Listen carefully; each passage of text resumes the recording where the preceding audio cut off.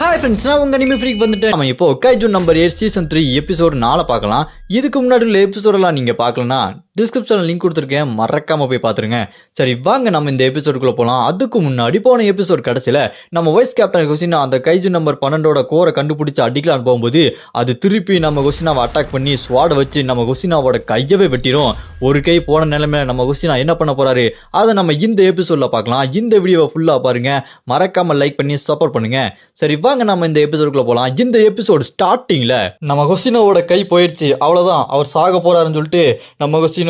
அடங்கொய்யால என்னடா இது வாழ்க்கை அப்படின்னு கவலைப்பட்டு இருக்கும்போது டக்குன்னு அந்த கைஜு நம்பர் 10 டேய் டோராமண்ட என்னடா ஓவர் ஆக்டிங் பண்ற, என்ன ஆஸ்கர் அவார்டா கொடுக்க போறாங்கோ, உன் கையாடா போச்சு, என்னோட வாழ்தாண்டா போச்சு அப்படின்னு சொல்லும்போது பார்த்தா அப்பதான் தெரியுது அங்க வெட்டுப்பட்டது கொஸ்டினாவோட கை இல்ல, அந்த கைஜு நம்பர் 10ஓட வாள் தான். அதை பார்த்துட்டு கொஸ்டினா என்னோட ரைட் ஆர்முக்கு ஒன்றாகலையா, இந்த கைஜு நம்பர் 10 அதோட வாழை குறுக்க விட்டு என்னோட கையை காப்பாத்திருச்சா,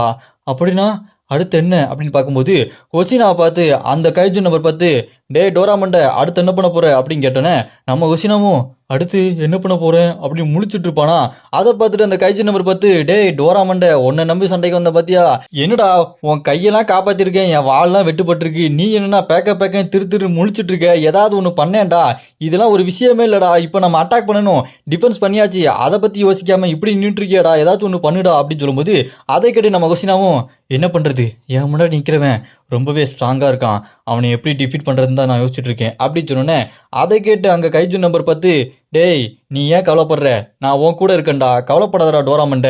என்கிட்ட ஸ்ட்ரென்த் இருக்கு, உன்கிட்ட பிளேட் இருக்கு, இது ரெண்டுத்தையும் சேர்த்தா சும்மா செம ஃபன்னாக இருக்கும், நம்மளுக்கு தான் சண்டை போடுறது ரொம்ப பிடிக்குமே, வாடா ஒரு கை பார்த்தலாம் டோராமண்ட அப்படின்னு அந்த கைஜு நம்பர் 10 நம்ம குசினா பார்த்து சொல்ல அதை கேட்ட குசினா என்னது கைஜுலாம் எனக்கு மோட்டிவேஷன் ஸ்பீச் கொடுத்துட்டு இருக்கு அப்படின்னு முடிச்சுட்டு இருக்கும்போது அந்த கைஜு நம்பர் 10 நம்ம குசினா கிட்ட டே டோராமண்ட இப்படியே முடிச்சுட்டு நீ என்ன பின்வாங்க போறியா, உனக்கு பின்வாங்கிறது பிடிக்குமா, பிடிக்காது தானே, நீ என்ன பண்ணு, உன்கிட்ட இருக்க ஸ்வாடை எடு, நான் என்கிட்ட இருக்க கை முட்டி எடுக்கிறேன், 2 பேரோட பலத்தையும் ஒன்னா சேர்த்து அந்த கைஜு நம்பர் 12 முட்டிக்கு முட்டி தட்டலாம், என்ன சொல்ற அப்படின்னு கேட்கும்போது அதை கேட்டு நம்ம கொஸ்டினாவும் என்னது முட்டிக்கு முட்டி தட்டலாமா, அவன் முட்டி சச்சில் தான் நான் நிற்கிறேன் அப்படின்னு சொல்லிட்டு பார்க்கும்போது அந்த கைஜு நம்பர் 12 மறுபடியும் நம்ம கொஸ்டினாவை அட்டாக் பண்ணுறதுக்காக செம ஃபோர்ஸாக வந்துட்டு இருக்கோம். அதை பார்த்து கண்ணாடி போட்ட பொண்ணு வைஸ் கேப்டன் கண்ணு தெரியலையா, ஏன் அங்கே நின்றுட்டு இருக்க அப்படின்னு கத்திட்டு இருப்பா. இங்கே மறுபடியும் அந்த கைஜு நம்பர் 12 அட்டாக் பண்ணோன்னே அதுலேருந்து டாஜ் பண்ணி அப்படி பறந்து போயிட்டு இருப்பாப்ல. அப்படி பறந்து போயிட்டு இருக்கும்போதே கொஸ்டினா அவரோட ஃப்ளாஷ்பேக்கில் மனசில் யோசிச்சுட்டு இருப்பாரு. அப்போ அவர் மனசுக்குள்ள நான் எத்தனை தடவை அடி வாங்கி கீழே விழுந்தாலுமே திரும்ப எந்திரிச்சு என்னோட ஸ்வாடை சொல்றதை நிப்பாட்டுறதே இல்லை, நான் திரும்ப என்னோட ஸ்வாடை ஸ்விங் பண்ணிக்கிட்டே இருப்பேன், எத்தனை பேர் நீ லூசர்ரா உனக்குலாம் அது ஆகாது விட்டுட்டு போ அப்படின்னு சொன்னாலுமே